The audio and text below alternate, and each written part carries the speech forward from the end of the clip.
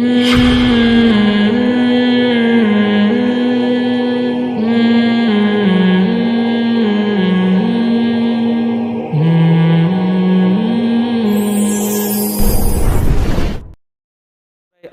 میں اللہ نے توحید بہت زیادہ بیان کی، کیونکہ مکی صورت ہے نا، اپنی قدرت کہ میں یہ کرتا ہوں، میں یہ کرتا ہوں، میں نے ایسے نباتات کی مثالیں، انار کی مثال، انظروا الی ثمرہ اذا اثمر، اس انار کے پھل کو دیکھو کیسے پکتا ہے، کیسے آسمان سے اللہ بارشیں برساتا ہے، کیسے تناور درخت پیدا کرتا ہے، کیسے رنگ برنگ کی چیزیں پیدا کرتا ہے، اس میں اللہ نے اپنی قدرت کے بہت سارے دلائل دیے۔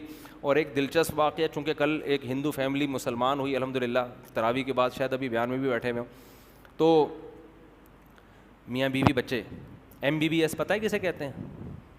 میاں بیوی بچوں سمیت ہم لوگ یہ والا MBBS کیا ہوا ہے ہم نے، تو وہ بھی MBBS کیے ہوئے تھے، میاں بیوی بچوں سمیت وہ مسلمان ہوئے، اللہ ان کو ایمان پہ قائم رکھے۔ تو آج جب یہ آیتیں چل رہی تھیں نا، حضرت ابراہیم علیہ السلام نے اپنے والد سے کہا، وہ بھی بت پرست تھے نا ابراہیم علیہ السلام کے والد، وہ بھی پتھروں کی پوجا کیا کرتے تھے، تو وہ جیسے یہ آیتیں چل رہی تھیں مجھے فوراً وہ کل کا واقعہ یاد آ گیا۔ تو کل جو آئے تھے اسلام قبول کیا، میں نے ان سے کہا کہ آپ لوگ، مجھے تو شوق ہے پھر ایسی چیزیں پوچھنے کا نا، میں نے کہا آپ لوگ کیا سوچ کے، ان کی عمر ہوگی میرا خیال ہے 40 سال یا 35 سال تو ہوگی کم از کم شوہر کی عمر، تو میں نے کہا آپ لوگ کیا، یعنی کیا ہوتا ہے گھروں میں کہ اتنی عقل کیوں استعمال، چلو 35 سال میں مسلمان ہوئے پھر بھی تو 35 سال کیا سوچ کے بتوں کی عبادت کرتے رہے ہیں، اور آپ کے رشتہ دار کیا سوچتے ہیں؟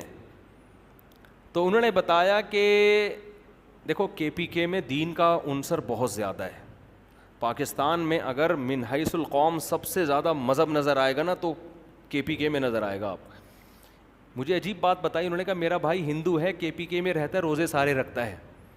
میں نے کہا دیکھو پٹھان جو ہے نا وہ فرق نہیں کرتا کہ یہ ہندو ہے یا عیسائی، آپ KPK میں اگر ہندو بھی ہیں تو آپ کے باپ کو بھی روزہ رکھنا پڑے گا۔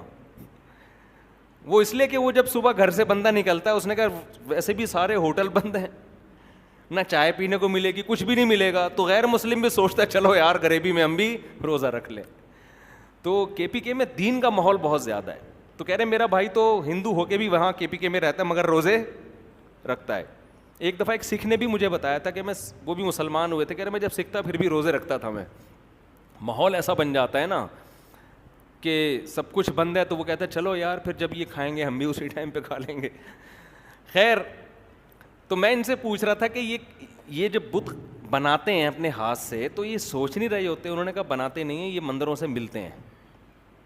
واللہ عالم صحیح کہہ رہے ہوں غلط کہہ رہے ہوں، صحیح کہہ رہے ہوں گے، غلط کیوں کہیں گے بیچارے، یہ مندروں سے بنے بنائے بولو ملتے ہیں۔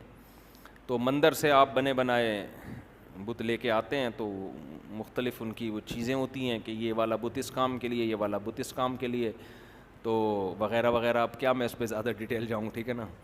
تو ہندو لوگ بھی بیان سن رہے ہوتے ہیں، پھر بولتے ہیں یار یہ کیا کر رہے ہیں، کس قسم کی باتیں کر رہے ہیں۔ لیکن بہرحال میرے بھائی تھوڑا سا کھوپڑی سے کام لو، تھوڑا سا عقل سے کام لو۔ تو یہ کہتے ہیں مجھے شروع سے ہی یہ چیز سمجھ میں نہیں آتی کہ ہم جن چیزوں کو، جو پتھر ہیں، یہ ہماری مدد کیسے کریں گے بھائی۔ تو یہی بات اللہ نے قرآن میں ذکر کی ہے۔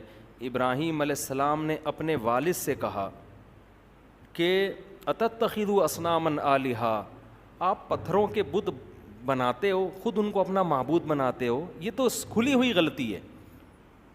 تو کیسا ری ایکشن ہوا باپ کی طرف سے، خاندان کی طرف سے۔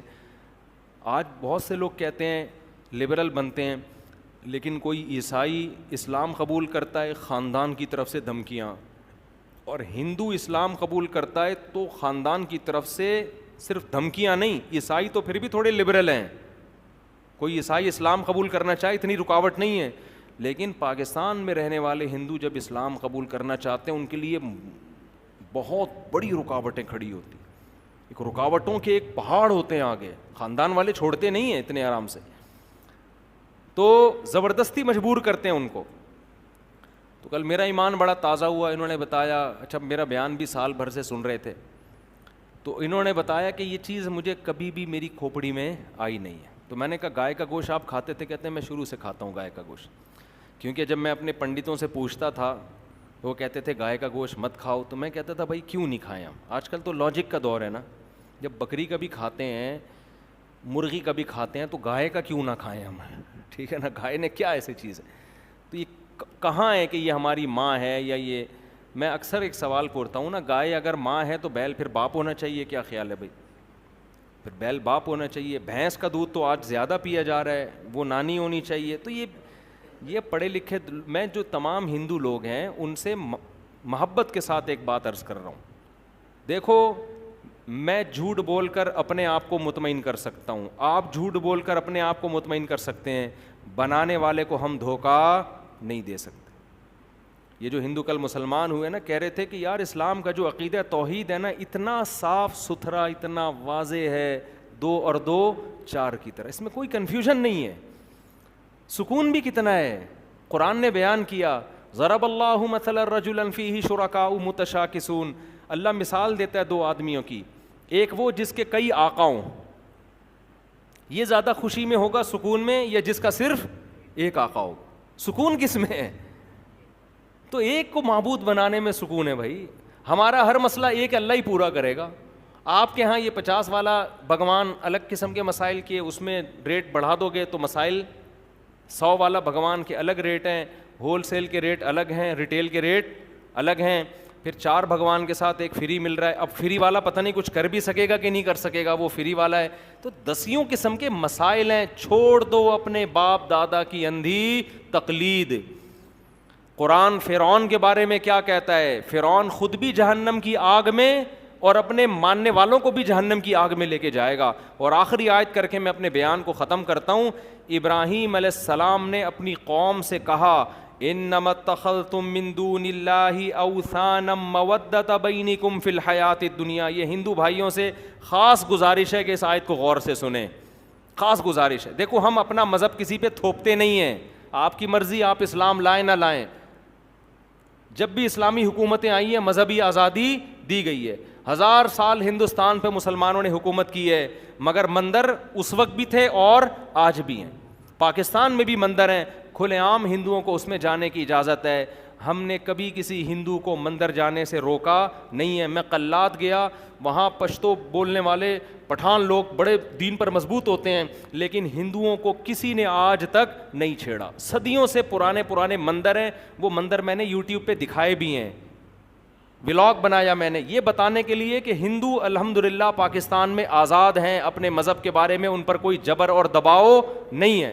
لیکن میں گزارش تو کی جا سکتی ہے نا, ہم اپنے ضمیر کو مطمئن کر سکتے ہیں غلط مذہب کو فالو کر کے, لیکن جس خدا نے بنایا ہے آپ اس کو دھوکہ نہیں دے سکتے.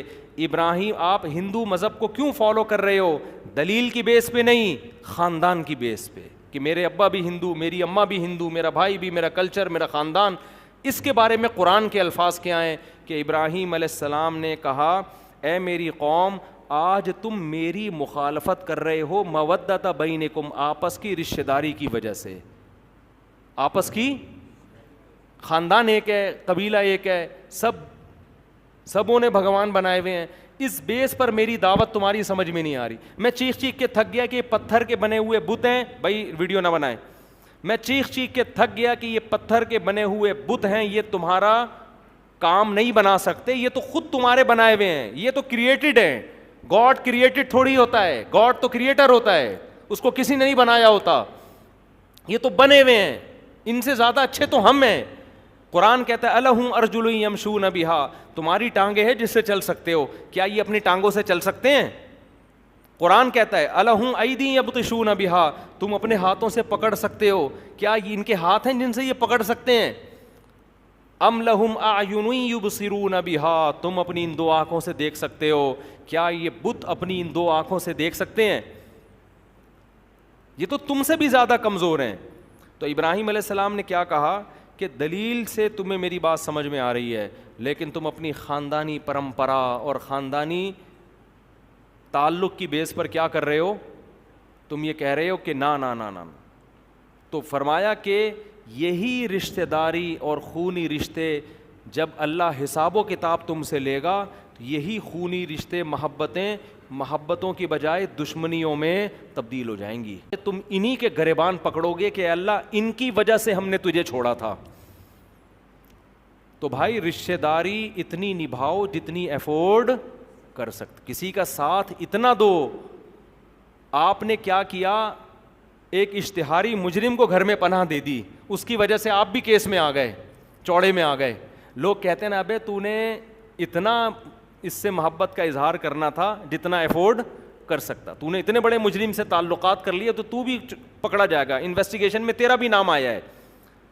تو آپ اپنے باپ دادا, اپنی ماں, اپنی بہن, اپنے رشتوں کی وجہ سے ان پتھروں کے سامنے جھک رہے ہو, تو یہی چیز قیامت کے دن دشمنی کا ذریعہ بنے گی. اور ایک دوسرے پر الزام دھرو گے, اے اللہ ان کی وجہ سے ہم نے ان پتھروں کو. قرآن کہہ رہا ہے انکم وما تعبدون من دون اللہ حسب جہنم, تمہیں ان پتھروں کے بنی ہوئی مورتیوں کے ساتھ اللہ جہنم کی آگ میں ڈالے گا. دنیا میں کچھ بھی نہیں ہے بھائی, دنیا میں تو اللہ نے آزادی رکھی ہے. لا اکراہ فی الدین, قرآن کہہ رہا ہے دین میں زبردستی نہیں ہے, کوئی زبردستی نہیں. دنیا میں تو مندر بھی ہوں گے, چرچ بھی ہوں گے, مسجدیں بھی ہوں گی, جو اس کا دل چاہے. شراب جو غیر مسلم شراب پیتا ہے وہ اسلامی سلطنت میں غیر مسلم شراب پیتے رہے ہیں, ان پر تھوڑی پابندی ہے. تو مسلمان پر پابندی ہے شراب پینے کی. تو اس دنیا میں تو آزادی ہے, لیکن اس آزادی کا یہ مطلب نہیں ہے کہ آخرت میں بھی آزادی ہوگی. آخرت میں اللہ حساب و کتاب لے گا. تو اس دن کے آنے سے پہلے انسان کو چاہیے اپنے عقیدے کو درست کر لے. اور غیر مسلموں سے آخری بات کر کے بس بیان ختم کرتا ہوں. بعض غیر مسلم, خاص طور پہ جو لڑکیاں, کم عمر لڑکیاں ہوتی ہیں گھروں میں, بالغ ہوتی ہیں لیکن کم عمر ہوتی ہیں, ان پہ بہت زیادہ دباؤ ہوتا ہے. وہ کہتی ہیں اگر ہم نے اسلام قبول کر لیا تو ہمارے تو گھر والے ہمیں مار دیں گے. تو دیکھو اللہ نے آسان راستہ رکھا ہے کہ اگر آپ کو یہ خطرہ ہے کہ آپ نے اپنے اسلام کو ایکسپوز کیا تو آپ کو بے تحاشا مارا جائے گا, تو اللہ کہتے ہیں اسلام لے آؤ مگر دنیا کے سامنے اس کو ظاہر نہ کرو. یہ اللہ نے چھوٹ رکھی ہے. کتنی بڑی آسانی دے دی نا اللہ تعالیٰ نے. لیکن یہ اس کے لیے ہے جس کو خطرہ ہو کہ یا تو اس کو قتل کر دیں گے یا بے تحاشا ماریں گے, پیٹیں گے. نارملی یہ حکم نہیں ہے. نارملی تو یہی ہے کہ اسلام لایا تو ایکسپوز کرنا پڑے گا, اس کو اعلان کرنا پڑے گا. لیکن اگر خطرہ ہے, خاص طور پہ جو گھروں میں لڑکے ہوتے ہیں, لڑکیاں ہوتی ہیں, ان کو بڑے خطرات ہوتے ہیں کہ خاندان والے مارتے ہیں, بہت زیادہ ٹارچر کرتے ہیں. ایک سکھ لڑکی مسلمان ہوئی تھی, اس نے مجھ سے رابطہ کر کے کہا کہ میں نے اپنا اسلام چھپا دیا ہے کیونکہ اگر پتہ چل گیا تو مجھے تو مار دیں گے. تو میں نے اس کو یہی مشورہ دیا, میں نے کہا آپ چھپ کے نماز پڑھیں, روزہ رکھیں, آپ جتنا آپ کے لیے ممکن ہو. جو ناممکن ہے تو اللہ تعالیٰ غفور اور رحیم ہے. پھر تو یہ اللہ نے کتنی بڑی آزادی دے دی ہے کہ بھائی تم کلمہ پڑھ لو, اسلام قبول کر لو, اور جب اللہ تمہارے اندر طاقت دے, ہمت دے, اس وقت دنیا کے سامنے اپنے اسلام کو ظاہر کر دو. تو دلوں کے حالات کون جانتا ہے؟ اللہ جانتا ہے. تو یہ اللہ نے بڑی آسانی دے دی ہے کیونکہ اللہ کا دین ہے نا, تو اللہ جانے بندہ جانے, ٹھیک ہے. لیکن نارملی اس کی اجازت نہیں ہے. نارملی تو جب کوئی اسلام لایا تو اس کو اعلان کرنا پڑے گا, لیکن اگر ایسا خطرہ ہے تو وہ اپنے اسلام کو چھپا بھی سکتا ہے. قرآن میں ہے نا کہ فرعون اور موسیٰ علیہ السلام کا جب مقابلہ ہوا تو وقال رجل مؤمن من آل فرعون یکتم ایمانہ, فرعونیوں میں ایک درباری تھا, مسلمان ہو گیا, حضرت موسیٰ پر ایمان لیا, لیکن اس کو پتہ تھا اگر میں نے ایکسپوز کر دیا تو میری گردن اڑا دی جائے گی. اس نے کیا کہا, اپنے ایمان کو چھپا لیا. چھپانے کے بعد اب فرعون کو مشورہ دے رہا ہے کہ بھائی دیکھو تم موسیٰ سے دشمنی تو لے رہے ہو, لیکن بالفرض اگر یہ سچے نبی نکلے, بالفرض امکان تو ہے نا, تو پھر ہماری ایسی کی تیسی ہو جائے گی. ایمان کو چھپا کے کیسے مشورے دے رہا ہے بہترین.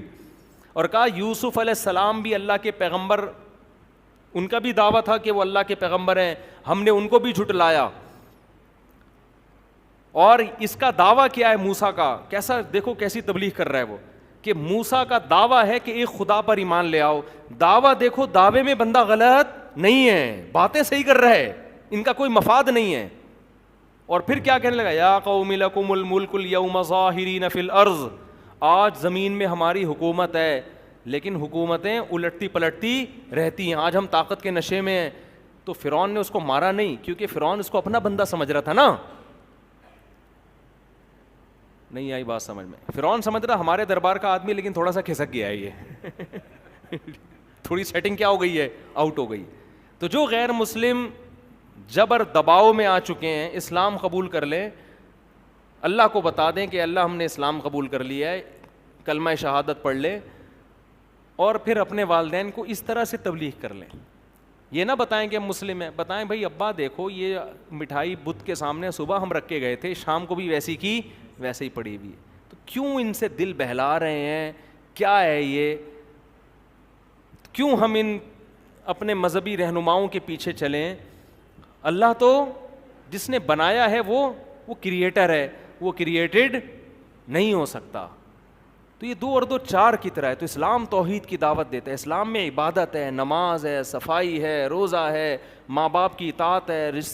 اچھا دیکھو یہ بھی سمجھ لیں, اسلام لانے کے بعد اسلام آپ کو غیر مسلم رشتہ داروں سے بدسلوکی کا حکم نہیں دیتا. بعض والدین یہ ڈرتے ہیں کہ ہمارا بچہ مسلمان ہو گیا تو ہم سے کٹ جائے گا. بالکل بھی ایسا نہیں ہے. قرآن نے صاف طور پر کہا ہے کہ تمہارے ماں باپ اگر مشرک بھی ہوں اور تم مسلمان ہو, صاحبہما فی الدنیا معروفا, پھر بھی تم نے ان سے اچھا سلوک کرنا ہے. تو اگر کوئی غیر مسلم مسلمان ہونا چاہتا ہے تو بھائی اس کے خاندان والے یہ نہ سمجھیں کہ اسلام لانے کے بعد یہ ہم سے کٹ جائے گا. نہیں کٹے گا. مولوی اس کو کٹنے کا مشورہ نہیں دیں گے. مولوی کہیں گے تمہارا باپ, تمہاری ماں, تمہاری خالہ, تمہاری پھپھو, تمہاری چاچی آج بھی خالہ ہے, آج بھی پھپھو ہے, آج بھی بہن ہے, آج بھی بھائی کیا ہے, بھائی ہے. حضرت صفیہ رضی اللہ عنہا نبی کی زوجہ تھیں, یہودی خاندان سے تھیں. وہ یہودیوں کو ہدیے بھیجا کرتی تھیں اپنے رشتہ داروں کو. کسی نے کہا ان کے یہودیوں سے تعلقات, انہوں نے کہا میرے رشتہ دار ہیں وہ سارے, تو نبی نے مجھے رشتہ داری جوڑنے کا حکم دیا ہے. تو بعض غیر مسلم سمجھتے ہیں مسلمان ہو گیا تو بالکل ہی کٹ جائے گا. نہیں بھائی, وہ مسلمان اس کو ہونے دیں اگر وہ ہونا چاہ رہے ہیں. آپ لبرل بنے نا, سچی مچی کے لبرل, آپ لبرل بنے بھائی. تو اگر ایکسیپٹ کرنا چاہتا ہے تو ٹھیک ہے, وہ پہلے سے زیادہ آپ کی خدمت کرے گا, کیونکہ اب اسلام اس کو فورس کرے گا اپنے ماں باپ کی خدمت کرنے پر. تو اللہ کرے یہ بات سمجھ میں آ جائے تو اچھا ہے, نہیں آئے تو اللہ میاں قیامت میں خود ہی سمجھا دیں گے, پھر کیا خیال ہے. لیکن پھر اس وقت سمجھنے کا ٹائم مارکیٹ سے شارٹ ہو چکا ہوگا. ابھی مارکیٹ میں اللہ نے سمجھنے کا دماغ بھی رکھا ہے اور سمجھنے کا ٹائم بھی دیا ہے. موت کے بعد سمجھنے کا دماغ تو ہوگا, سمجھنے کے لیے مہلت نہیں ملے گی. اللہ عمل کی توفیق عطا فرمائے. سبحانک اللہم و بحمدک نشہد ان لا الہ الا انت نستغفرک و نتوب